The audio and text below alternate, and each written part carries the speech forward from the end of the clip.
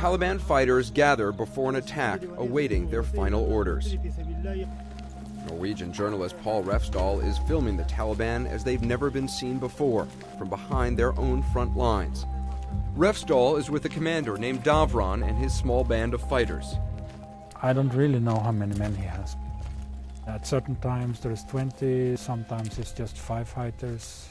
The smallest among them, one of Davron's own sons. I knew he was going out on the ambushes and he was carrying a machine gun. I mean, the gun was actually the same size as he was. For Davron, it's not something bad to send your 12 or 13-year-old son out to fight. His son will come to heaven when and if he dies in this war. Inside, Davron goes over strategy with Omar, a local sub-commander who's brought his fighters to help.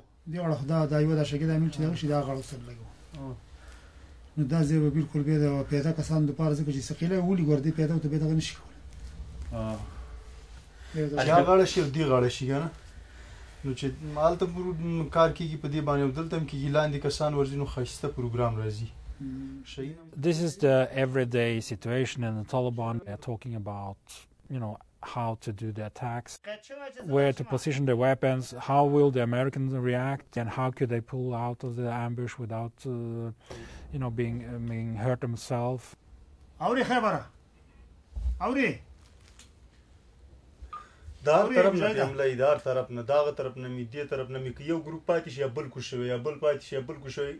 Davron, it seems, is always on alert.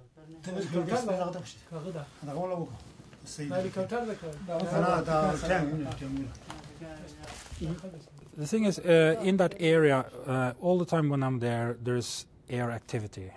There is jets flying over. It's like we're living close to an airport. The time has come for the fighters to prepare their weapons and set off for battle.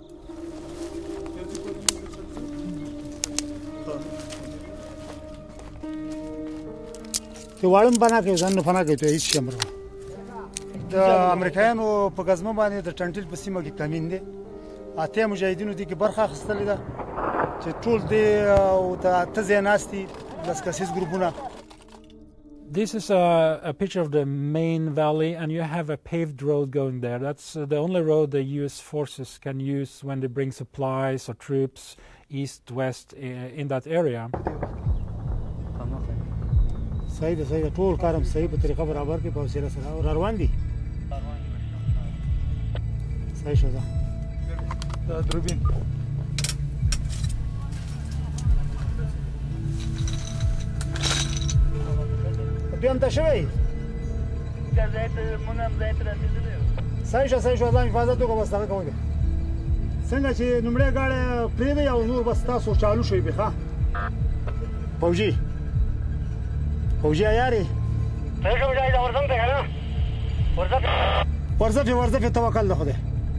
اللهم إنا جعلنا في نحوره نعوذ بك من شروره اللهم انصر المجاهدين الله أكبر بس هو آخر دروز راخيجي ده جنگ وسم شروع ده ختم دينا خوتك الله أكبر الله أكبر نصرت دوي وته لک شان خپل ځای تغییر کوي ټول کم ځای نه دفاعیان نمور نو ټول ځای نه تغییر کوي The interesting thing was there was some really strange conversation going on. What are they saying? Oh, they were swearing a lot.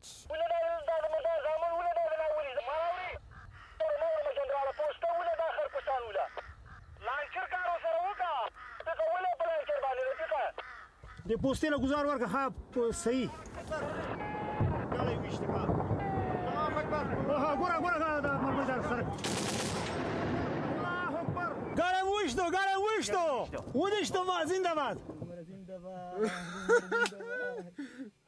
Apparently they hit one vehicle, and that's why they make some, like a high five. I never see any vehicles hit at the time when I'm there. او اغړاو دی غړاو بغزمې سر د یو غاړه تر اوسه لګیدل هغه مردار شوی تر اوسه پر جنگ روان دي جریان لري تاسو یې په خپل سترګو باندې On the radio, a Taliban fighter sings of victory.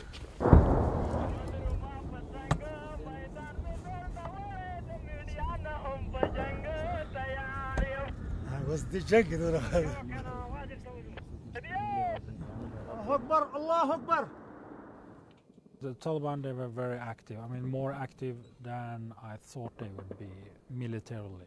Are they good fighters? The Taliban are like most Muslim insurgents. When they have spare time, they read the Quran. They don't train. Or what I could see from the firing, they were not very accurate. They weren't very accurate. No, but they're not afraid of dying, but they are not very accurate. Did you worry about being criticized for watching an ambush of coalition forces? Yes, I understand that this is very emotional for people, especially the people in the armed forces. Do you feel uncomfortable, though? Yes and no. I mean, I can say I'm a journalist. I just film what happens. But did the fighters really damage any vehicle or kill any coalition forces as they thought? The answer seems to be no. Apparently, the attack wasn't even worthy of a report. CNN contacted a U.S. press officer at coalition headquarters. She searched through 1,800 reports from October 2009 and said, quote, "To be clear, we have no reports of any Taliban attacks in that area during the time frame given." After the ambush, Davron heads back to his mountain hideout, where he lives with his wife and children.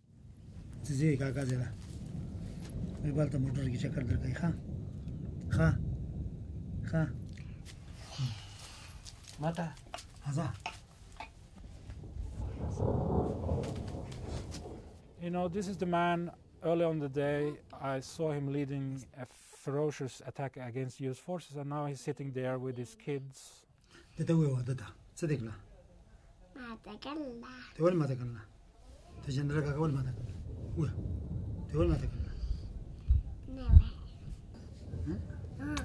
This girl, she's about 5 years old, she was afraid of me. And I asked, is she afraid of me because she thinks I'm an American? And Davron said, yes, that's the reason.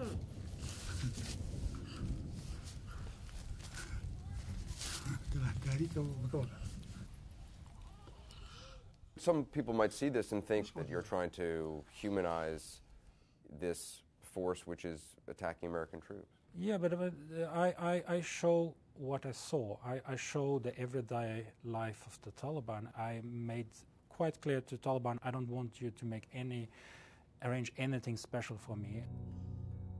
It's an important piece of the war to see these people how they really are, I think. For Davron, this means being both a father and a fighter, awaiting his next chance to attack.